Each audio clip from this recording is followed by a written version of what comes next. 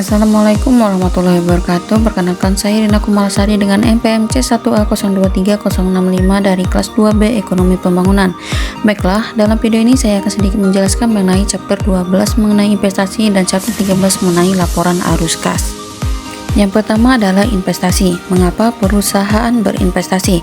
Ada 3 alasan perusahaan berinvestasi. Yang pertama adalah perusahaan mungkin mempunyai kelebihan uang tunai. Yang kedua, untuk menghasilkan pendapatan dari pendapatan investasi. Dan yang ketiga, untuk alasan strategis. Selanjutnya ada poin-poin investasi. Yang pertama ada akuntansi instrumen hutang, yaitu pencatatan perolehan obligasi, pencatatan bunga obligasi, penjualan obligasi, pencatatan penjualan obligasi.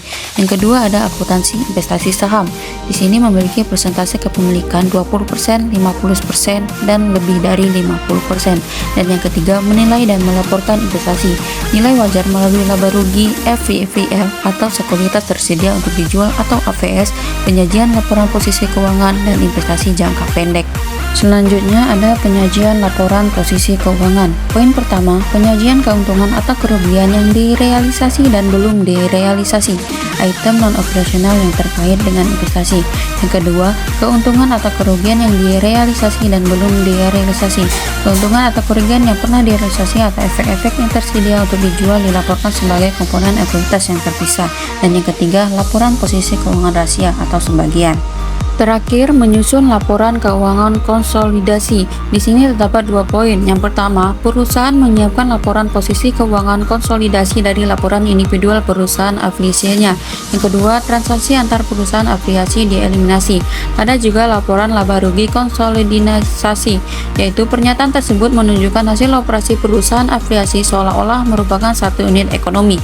Semua transaksi, pendapatan, dan pengeluaran antar perusahaan harus dihilangkan, dan lembar kerja memfasilitasi penyusunan laporan laba rugi konsolidasi dengan cara yang sama seperti laporan posisi keuangan.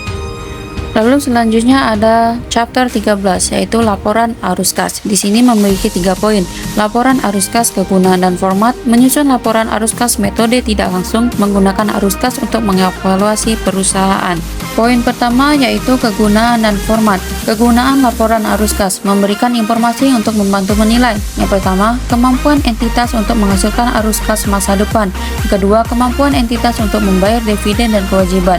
Yang ketiga, alasan perbedaan antara laba bersih dan kas bersih yang disediakan atau digunakan oleh aktivitas operasi. Dan yang keempat, transaksi investasi dan pendanaan tunai selama periode tersebut. Selanjutnya, klasifikasi arus kas. Jenis arus kas masuk dan keluar. IFRS mengharuskan jumlah berikut diungkapkan, yaitu pembayaran tunai untuk pajak dan kas diterima dan dibayarkan dari bunga dividen. Selanjutnya ada aktivitas non-tunai yang signifikan. Yang pertama, menerbitkan langsung saham biasa untuk membeli aset.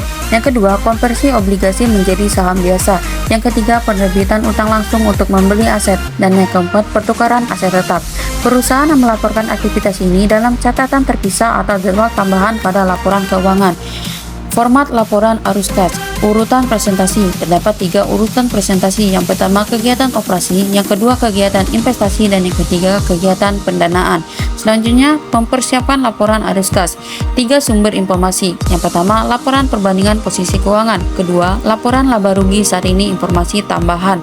Dan yang terakhir adalah metode tidak langsung dan langsung. Perusahaan menyukai metode tidak langsung karena 2 alasan. Yang pertama, lebih mudah dan lebih murah untuk mempersiapkannya, dan berfokus pada perbedaan antara laba bersih dan arus kas bersih dan aktivitas operasi. Poin yang kedua ada kegiatan operasi, yaitu kerugian penjualan peralatan. Karena perusahaan melaporkan sebagai sumber kas pada bagian aktivitas investasi jumlah aktual kas yang diterima dari penjualan. Setiap kehilangan dijual adalah ditambahkan terhadap laba bersih di bagian operasi. Setiap memperoleh dijual adalah dikurangi dari laba bersih di bagian operasi. Yang kedua, perusahaan rekening aktiva lancar non-tunai. Ketika piutang usaha keseimbangan berkurang, penerimaan kas lebih tinggi dibandingkan pendapatan yang diperoleh berdasarkan basis aktual. Ketika piutang usaha keseimbangan berkurang, penerima kas lebih tinggi dibandingkan pendapatan yang diperoleh berdasarkan basis aktual. Ketika biaya dibayar di muka keseimbangan meningkat, kas yang dibayar untuk biaya lebih tinggi daripada biaya yang diperoleh yang dilaporkan berdasarkan akrual. Perusahaan yang mengurangi kenaikan laba bersih dan pendapatan kas bersih yang diperoleh dari aktivitas operasi. Jika biaya dibayar di muka berkurang, biaya yang dilaporkan lebih tinggi dari biaya yang dibayarkan. Dan ada perubahan rekening giro non-tunai. Kapan hutang usaha meningkat?